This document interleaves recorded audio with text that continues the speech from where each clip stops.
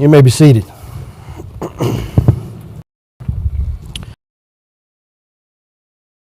We're here last week.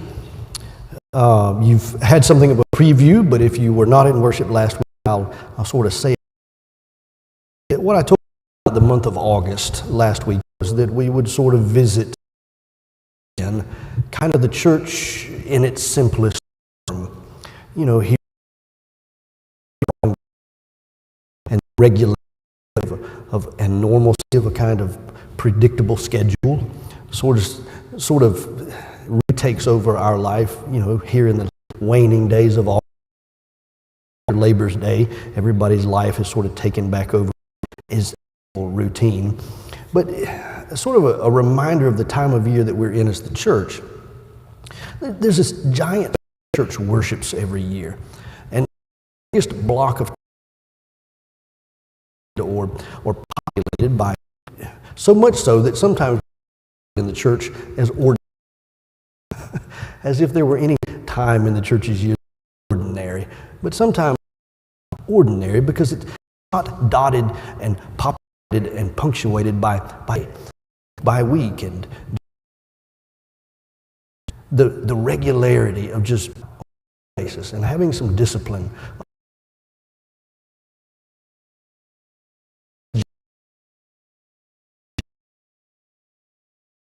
Anchored in the life of Jesus Christ, beginning back there, and we take ourselves back through that journey again that begins in Advent when we expect Messiah, as people always did. Celebrate Christmas, Christ's baptism in the beginning of his ministry, and then we remember the difficulty of that ministry and the controversy and the conflict. The season of Lent, and then we celebrate Easter.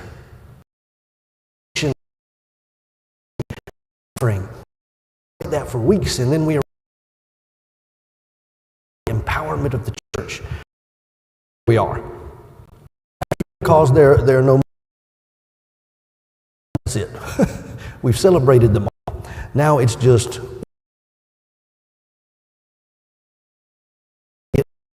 Advent again. But the time is really not as ordinary as it seems.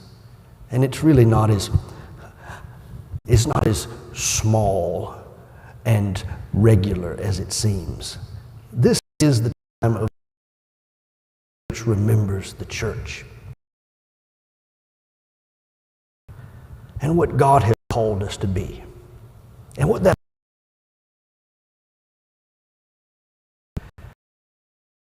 fundamental life and his own ministry as the sum total of God's work.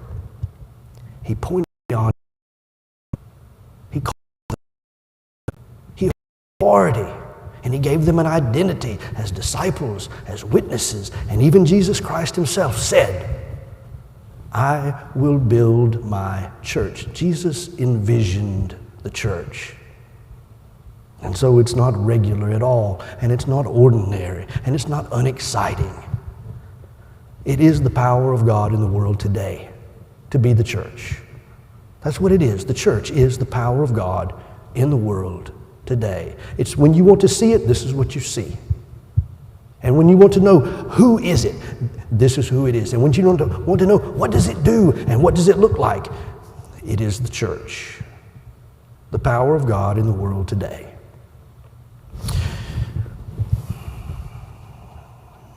The church is and does a lot, and it has been many things that it is not now.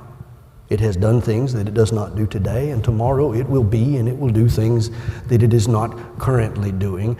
But sometimes it's good for us to sort of strip all of that away and say, are we still as we always have been? Are we still as God has intended us to be?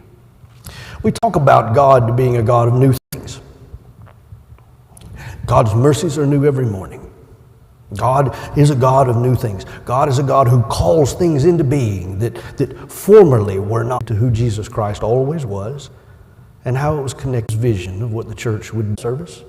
And every time we have that service, it's about what that passage means and what that passage has to say to us. And it's John 13:34. The service is the Maundy Thursday service. It happens on Holy Week every year, the Thursday prior to Easter. We have Maundy Thursday service. The word Maundy means commandment. That whole service every year, age upon age upon age, every year, that entire service is about that one verse. A new commandment I give to you. That's how important that verse is in the life of the church. And not because we in the modern age decided it should be, but because the church in its infancy decided that it was.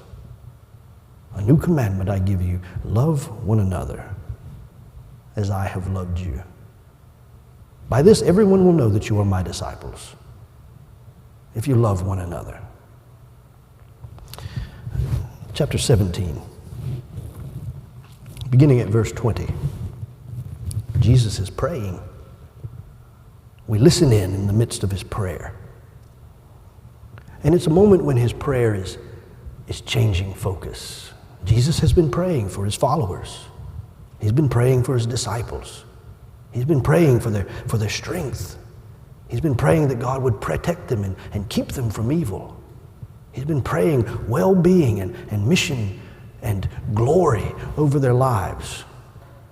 And then he changes gears, verse 20. My prayer is not for them alone. I pray also for those who will believe in me through their message, that all of them may be one, Father, just as you and I are one, I in you and you in me. May they be also in us, so that the world may believe that you have sent me. I in them and you in me, so they may be brought to a complete unity. Then the world will know that you sent me and have loved them, even as you have loved me. Then the world will know that you have sent me and that you have loved them, just as you have loved me. There's a kind of logic that is working itself out in what Jesus has to say. It's the kind of logic that Jesus is saying one thing leads to another. If you folks will love one another the way that I've loved you,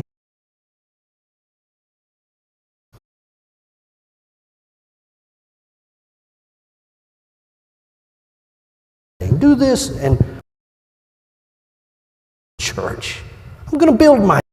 I'm going to start with that. I'm going to start with you loving one another. That's where I'm going to start. That's the logo, that's the tagline, that's the mission statement. It's all right there. That's why we have a whole service for